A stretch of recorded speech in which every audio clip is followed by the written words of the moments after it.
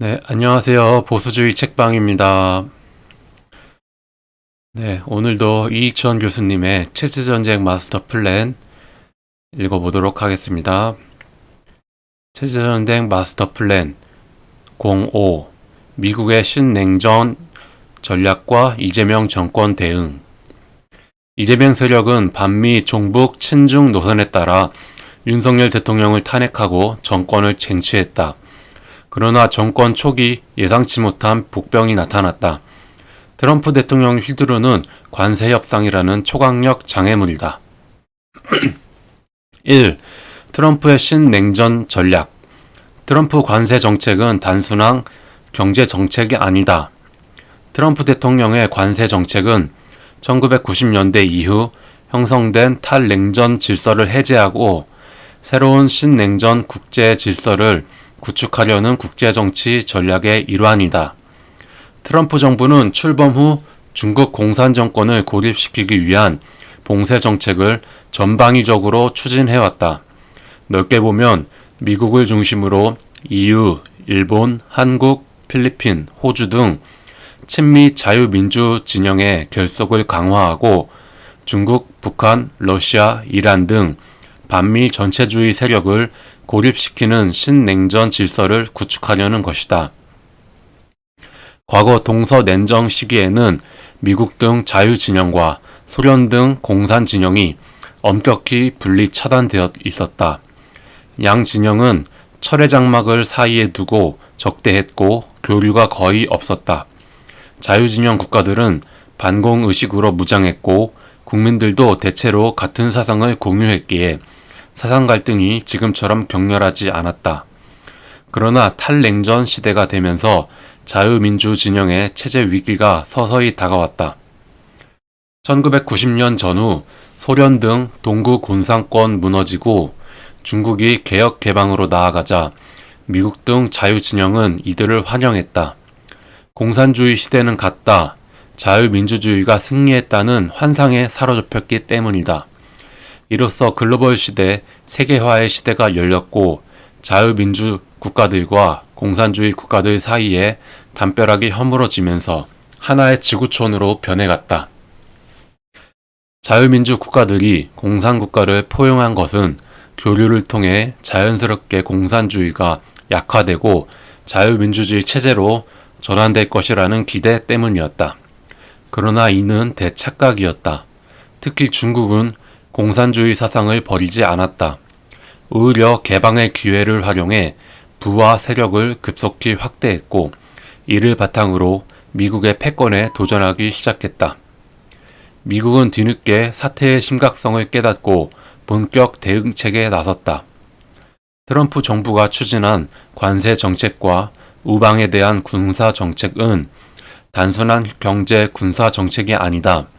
자유민주주의 체제를 수호하려는 반공 정책의 일환이다.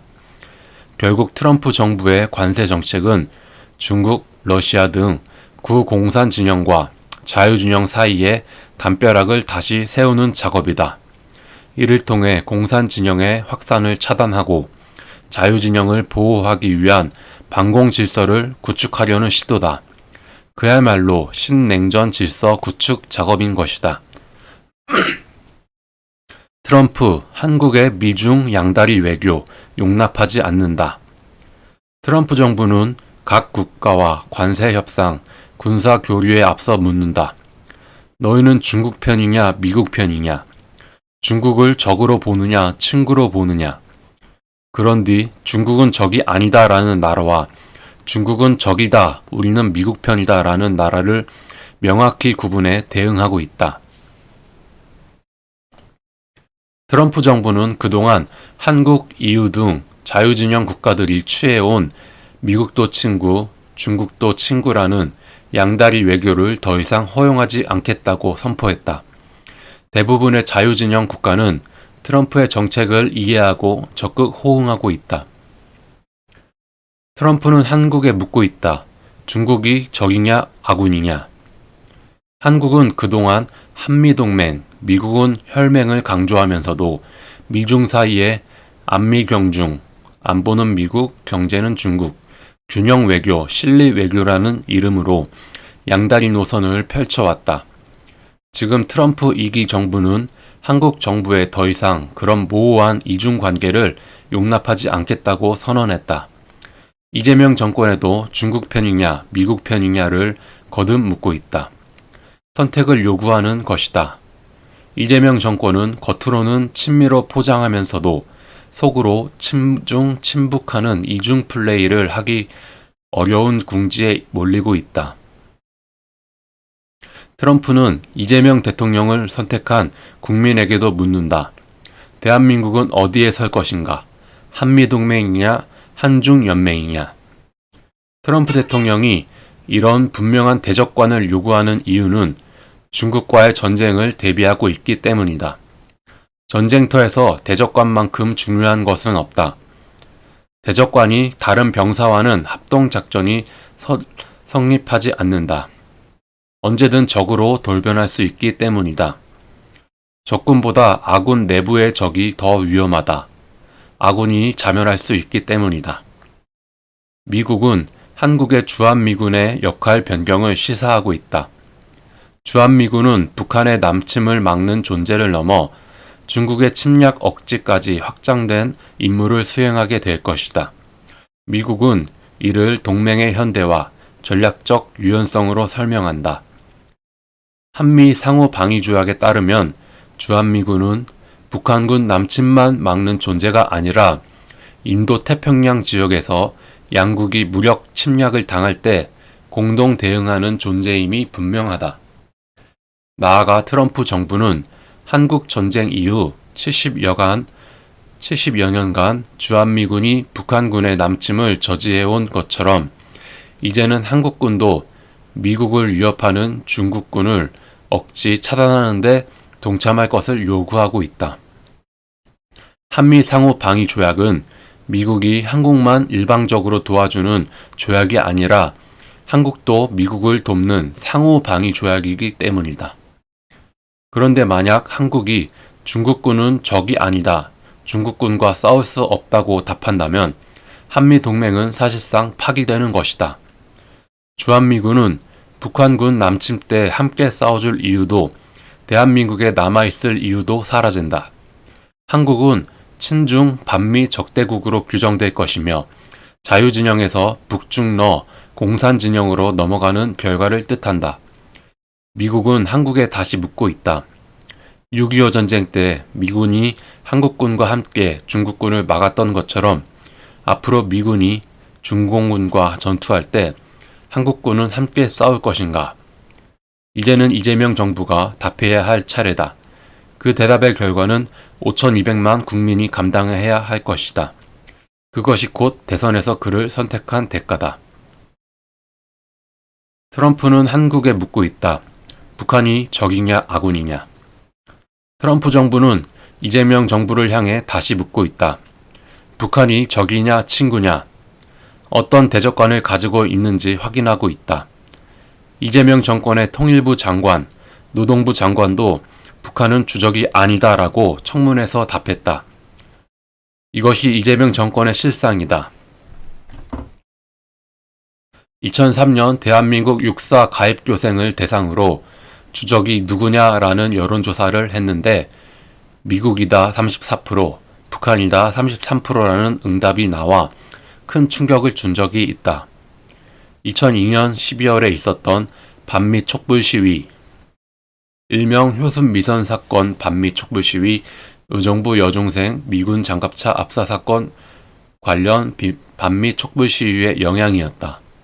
당시 김충배 육사 교장이 올바른 역사관을 가르쳐 졸업대는 정상화되었다고 한다. 한국 정부와 한국군이 북한군은 적이다라는 관념을 가지면 주한미군과 합동 군사작전을 할 수 있지만 북한군은 적이 아니다라고 하면 한미군의 합동 군사작전은 불가능하다. 합동작전은 공통의 적을 대상으로 하는 것이기 때문이다. 미국의 중요한 작전 정보가 북한에 넘어갈 위험성도 있다. 아군의 자멸을 초래할 수 있다. 트럼프 대통령은 모든 나라와 관세 협상, 안보 협상을 할 때 반드시 대적관을 묻고 확인하는 이유가 바로 그것이다. 적을 이롭게 하지 않겠다는 것이다. 2. 이재명 정부의 미국과의 관세 협상. 이재명 정부 관세 협상에서 큰 손해를 본 이유. 이재명 정부는 미국과 뒤늦은 관세 협상에 나서는 바람에 큰 피해를 보았다. 7월 30일 미국 정부와의 관세 협상에서 25%에서 15%로 낮추기 위해 과도한 대미 투자를 약속했다.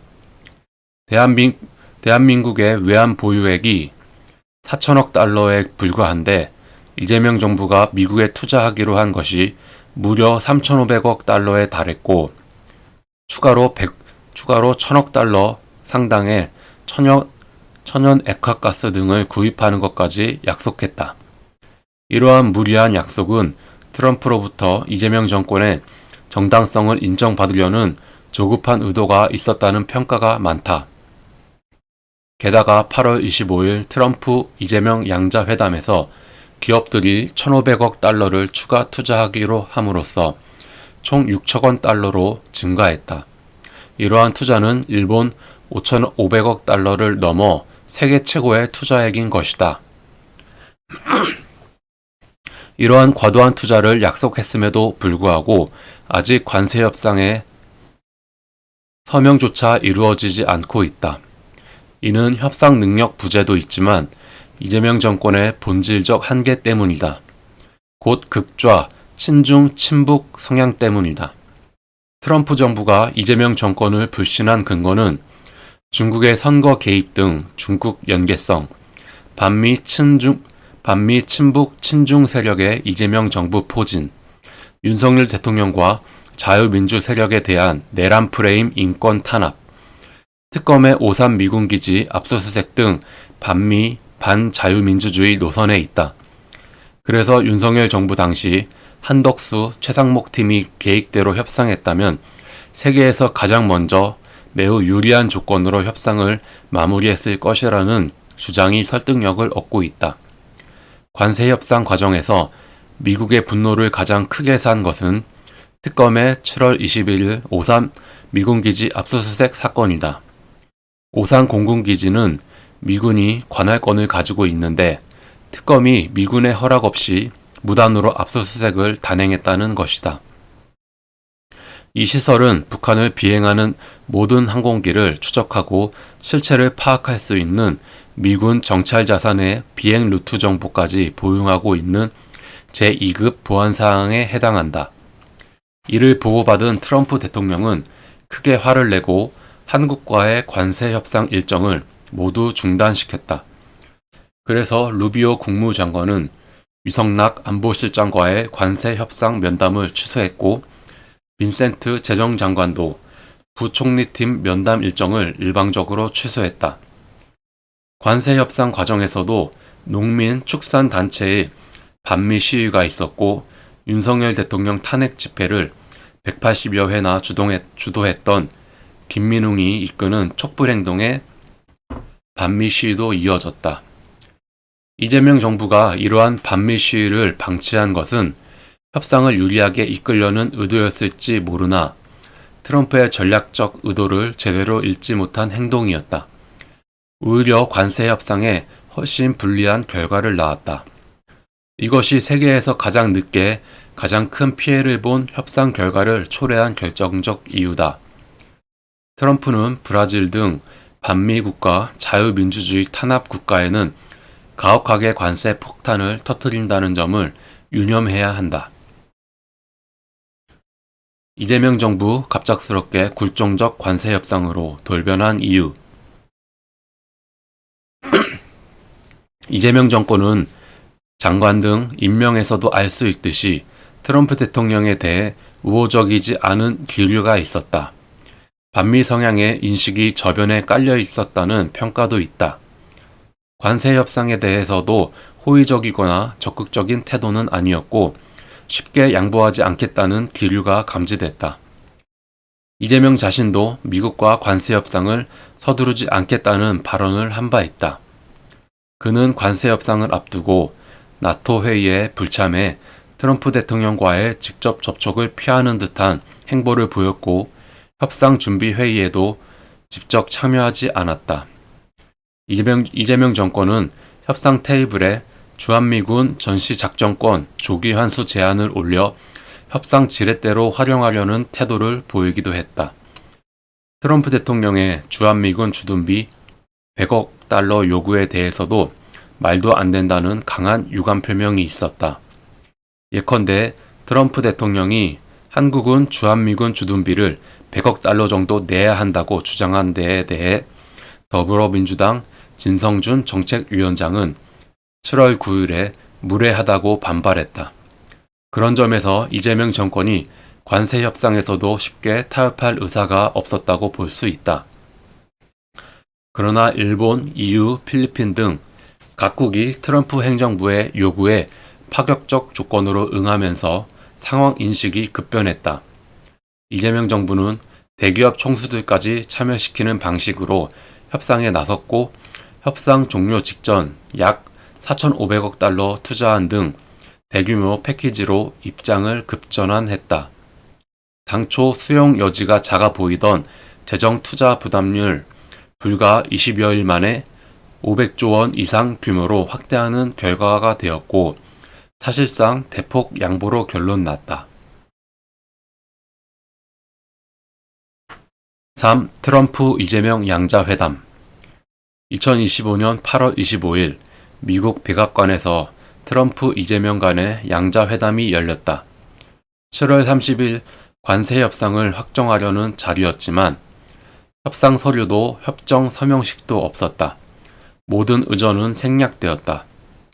이번 행사는 관세 협상보다 서로 피해를 분별하기 위한 정치적 논쟁점을 탐색하는 자리 같았다. 겉으로는 웃는 얼굴이었지만 돌아올 수 없는 사이라는 점을 재확인한 자리였다. 이번 양자회담 과정에서 가장 긴박했던 사건은 회담 3시간 전 트럼프가 SNS에 올린 글이었다. 지금 대한민국에서 무슨 일이 일어나고 있나? 숙청 혁명이 일어나고 있는 것 같이 보인다.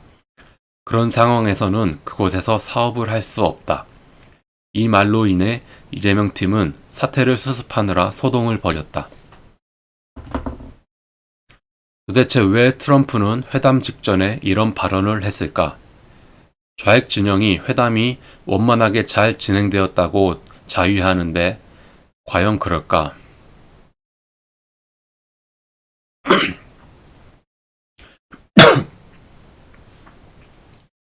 뉴트 깅그리치 전 하원 의장, 왜 트럼프가 그런 말을 했을까?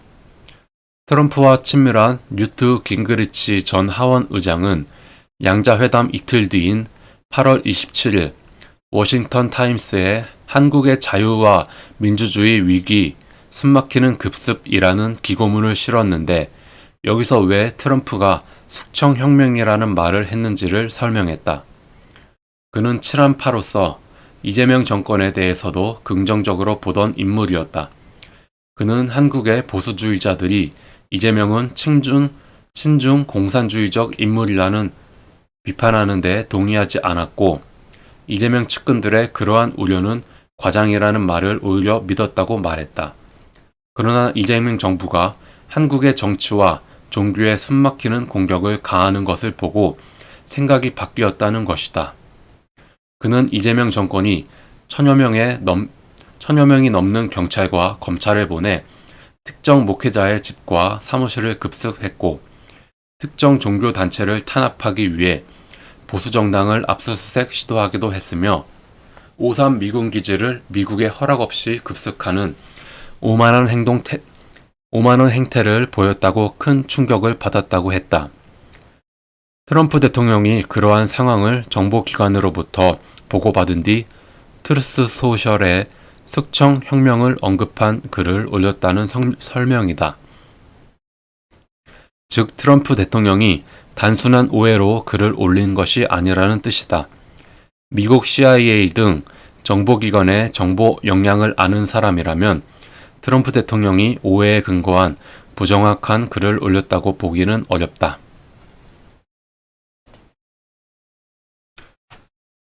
트럼프 이재명 양자회담에서 거론된 논쟁점들. 트럼프 이재명 양자회담은 1차 공개회담과 2차 비공개회담을 합해 총 3시간 진행되었다. 1차 공개회담은 한미 기자단이 지켜보는 가운데 트럼프 주도로 이루어졌고 중간중간 이재명에 대한 해명 기회도 주어졌다. 공개회담 약 50여 분 중 한국 관련 질의응답은 10여 분에 그쳤는데 핵심은 다음과 같다. 첫째, 한 기자가 트럼프 대통령의 3시간 전 SNS에 올라온 숙청혁명 등 표현에 대해 해명을 요구하자 트럼프는 정보기관으로부터 교회에 대한 급습이 있었고 일부 교회가 폐쇄되었다는 보고를 받았다. 그 문제는 나중에 논의하자라고 답했다. 즉답을 피한 셈이지만 이재명 정권에 대한 사상적 의심을 거두지 않았음을 시사한다. 둘째, 트럼프가 가장 심각하게 본 사안은 교회 탄압이었다. 그는 한국의 새 정부가 최근 며칠 사이 교회에 매우 악랄한 급습을 벌였다고 말했다. 미국은 기독교 전통과 종교의 자유를 중시하는 나라로 교회 목회자 보호를 핵심 가치로 본다. 신앙 표현의 자유를 기본권으로 간주하는 자유민주주의 관점에서 강제 수색은 좌시하기 어렵다는 인식이 깔려 있다. 셋째, 트럼프를 가장 분노케 한 사안은 내란 외환 특검팀이 오산 미 공군기지 압수수색이었다. 특검은 윤석열 대통령의 외환죄 입증을 위해 오산기지를 압수수색했는데 저자 역시 과거 오산기지 지하 벙커를 방문해 한반도 상공의 비행체를 실시간 식별하는 그곳의 성격을 확인한 바 있다. 이 모든 정보는 미군 정보 자산에 기반한다. 그런데 특검이 한국 공군 지휘부의 허가만 받고 미 측과 협의 없이 압수수색을 강행한 것은 중대한 절차 위반이었다. 이에 격분한 트럼프는 즉시 위성락 등 관세협상팀과의 접촉을 중단하고 재무장관 방미도 취소했다. 관세협상 교착의 결정적 계기였다고 볼 수 있다. 넷째, 트럼프는 내란 특검 등 3개 특검의 강압 수사에 대해 매우 비판적이었다. 그는 바이든 정부 시절 자신을 상대로 각종 수사를 지휘했던 잭 스미스 특별검사를 두고 평소 미친 잭 스미스, 정신 이상자 잭 스미스라고 불러왔다고 한다. 그만큼 특검에 대한 거부감이 크다는 의미다.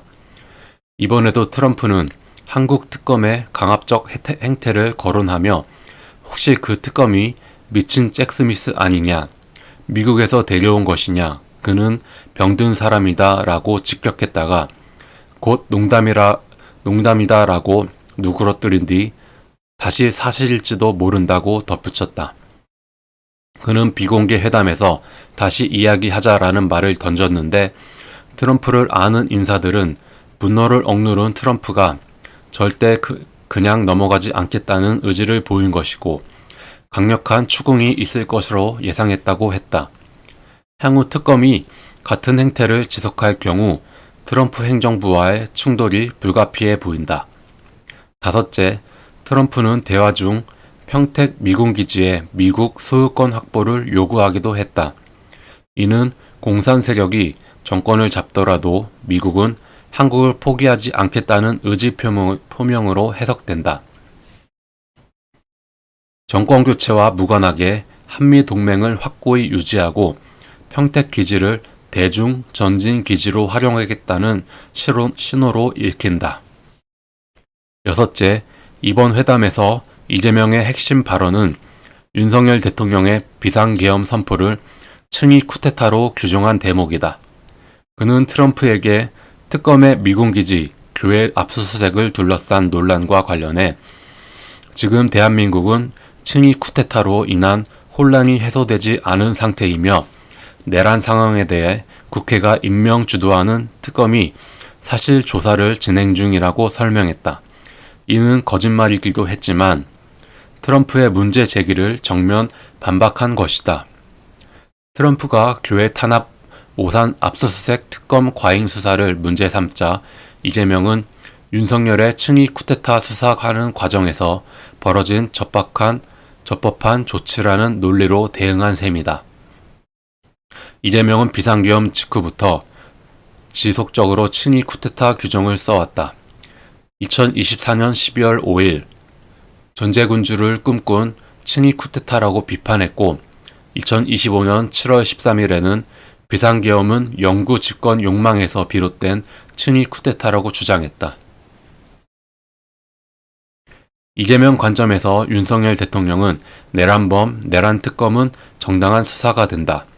반대로 트럼프는 윤석열 대통령의 비상계엄은 내란이 아니며 내란 세력은 오히려 윤석열 대통령을 박해하는 이재명 정부라는 인식을 보였다.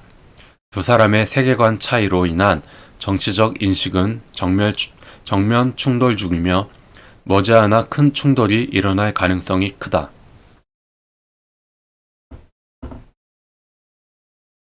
2차 비공개 회의 도대체 무슨 일이 있었나?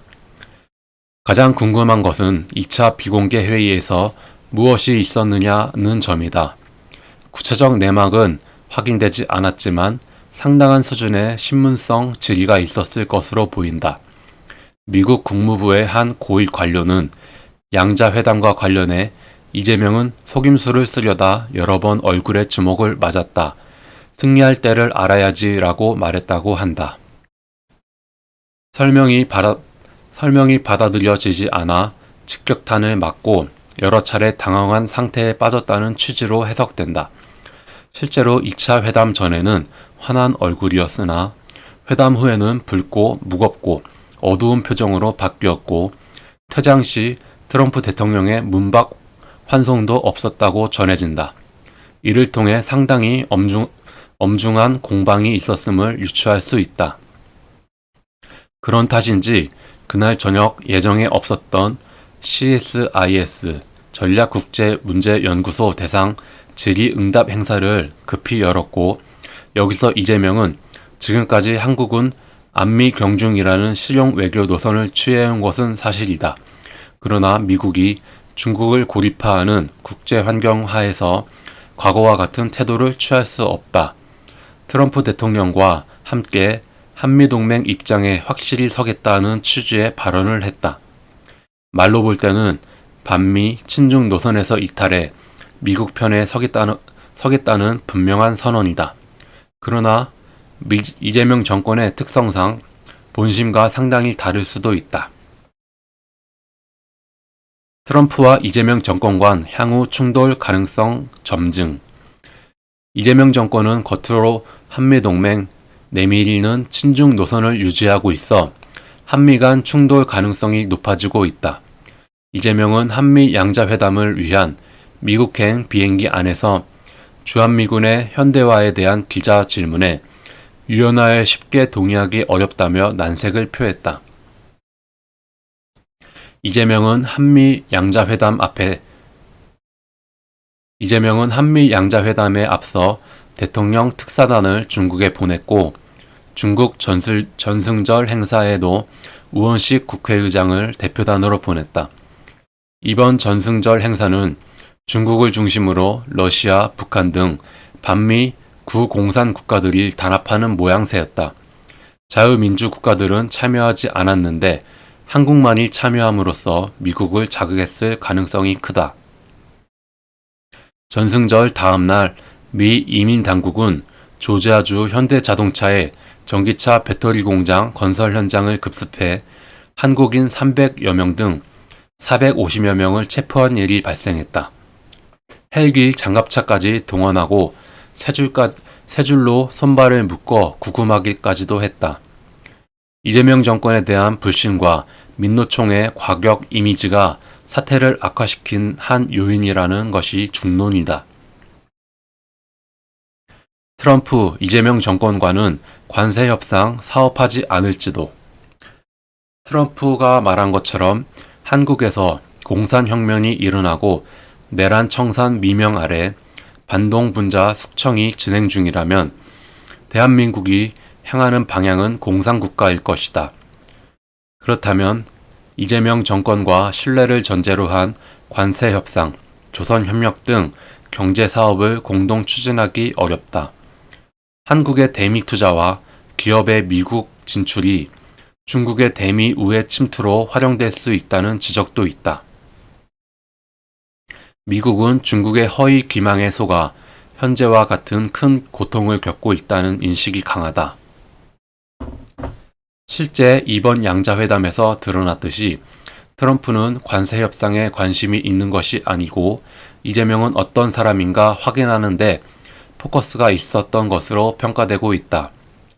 양자회담에서 관세 논의도 진전이 없었고 관세 협정 서명식도 열리지 않았다. 지금 대한민국에는 자동차 등에 25%의 관세가 적용되고 있다. 4. 이재명 정권 앞으로 어떤 길을 갈 것인가? 이재명 정권 숨어서 칼을 가는 도광양회의 길을 갈 것.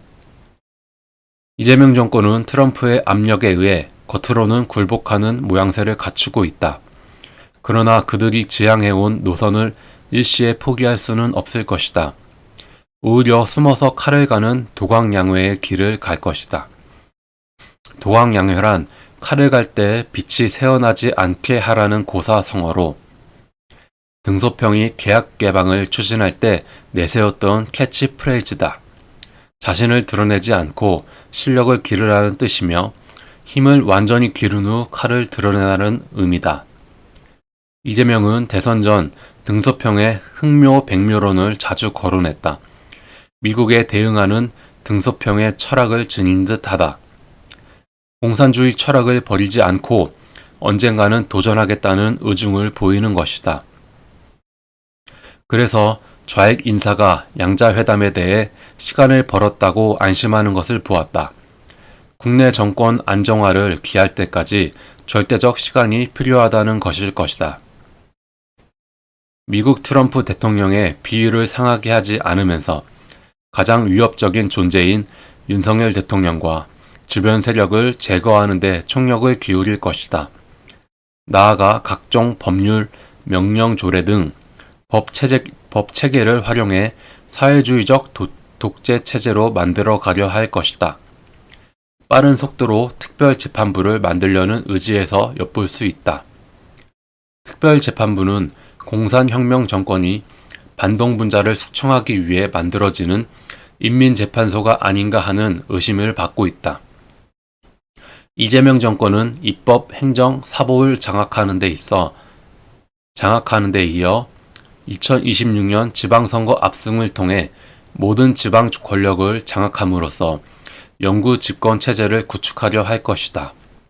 아울러 야당 탄압을 통해 더불어민주당이 200석을 확보한 뒤 헌법을 개정, 자유민주주의 체제를 종결하고 반미 친북 친중 좌익 독재 체제를 구축하는 방향으로 나아갈 것이다. 이렇게 이재명 1극 체제를 구축하고 체제 변혁을 완료하면 그때서야 비로소 미국과의 충돌도 마다하지 않을 것이다. 이재명은 대선 직전 트럼프와의 통상 협상과 관련한 기자의 질문에 필요하면 가랑이 밑이라도 길 수 있다면서도 저도 만만하지 않다고 한 말이 떠오른다. 트럼프 정부, 이재명 정권에 어떻게 대응할 것인가? 트럼프 대통령은 이재명 정권의 실체를 파악하고 대응하는 듯하다. 그 결과가 관세 협상에서 트럼프의 압승으로 나타났다. 향후 트럼프는 국방비 5%, 주한미군 주둔비 100억 달러도 관철시키고 한미 연합군이 중국군에 대응할 수 있도록 체계를 이끌 것이다. 이재명 정부도 이를 수용하지 않을 수 없을 것이다. 이재명 정권의 방향에 대해 좌익 언론과 좌익 세력도 크게 반발하지 못하고 오히려 긍정 여론을 퍼뜨리고 있다. 이재명 정권이 타협한 것을 공개적으로 비난하기 어렵기 때문이다. 동시에 트럼프 정부와 정면 대결이 불가능한 국제 현실을 인식했기 때문이기도 하다. 이러한 과정을 통해 1980년대 주사파 종북 좌익 세력과 적용 성향 국민이 그동안 가졌던 반미 공산혁명 사상의 오류를 깨닫는 계기가 되길 바란다. 그러나 큰 기대는 금물이다. 사상은 쉽게 바뀌지 않는다. 또한 이재명 한 사람의 문제가 아니라 이재명 정권을 뒷받침하는 거대한 반미 좌익 세력이 전국적으로 존재하기 때문이다. 공산혁명 사상을 포기하지 않은 이재명 정권 주도 세력의 조직력과 혁명 투쟁력을 과소평가해서는 안 된다. 중국이 등소평에 개혁 개방을 내걸었을 때 중국이 공산주의를 버리는구나 라고 착각했다가 괴물로 변한 사례를 잊어서는 안 된다. 공산혁명 세력은 수시로 거짓으로 상대를 속이고 신뢰를 챙기며 힘이 커지면 늑대의 이빨을 드러내는 양의 탈을 쓴 늑대라는 점을 잊지 말아야 한다. 미국은 원칙적으로 다른 나라의 정치 개입을 하지 않지만 한국의 공산화는 방치할 수 없다. 한국은 6.25 전쟁 때 피를 함께 흘린 혈맹이며 지금도 국민의 80% 이상이 미국을 신뢰하는 친미 국가다. 기독교 선교사들이 세운 학교와 병원의 전통도 강하다. 한국은 반도체, 조선 등 중화공업, 군수 원전 산업을 갖춘 세계적 기술 국가다. 이런 국가가 북중러 진영으로 넘어가는 것은 트럼프의 신냉전 질서 구축에도 치명적 타격이 될 것이다. 이재명 정권은 트럼프 정부의 눈치를 보면서도 윤석열 대통령과 지지 세력을 내란범, 외환범 등 반헌법 세력으로 규정해 일망타진하려 할 것이다. 미국 조야는 한국 자유민주 세력과 협력해 이재명 정권의 윤석열 세력 숙청 작업을 반드시 막아야 한다. 그렇지 않으면 대한민국 자유민주주의 세력 자체가 제거될 것이다. 미국은 혈맹 대한민국을 영원히 잃게 된다. 소 잃고 외양간 고치는 일이 있어서는 안 된다.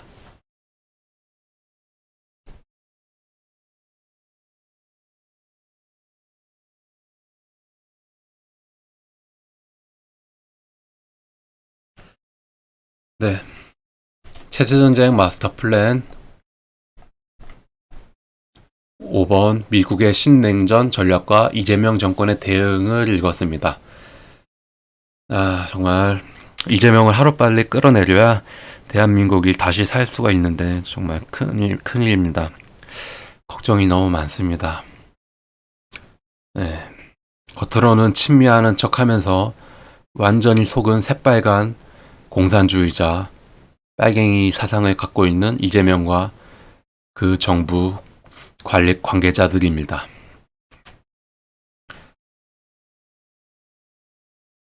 대한민국의 친북, 친중, 좌익 세력을 뿌리 뽑지 않는 한 이 나라의 미래가 불투명합니다. 우리 10대, 20대, 30대 젊은 청년들을 위해서라도 정말 정신을 차리고 반국가 세력, 좌익 세력들을 반드시 뿌리 뽑아야 되겠습니다. 네. 감사합니다. 보수주의 책방이었습니다.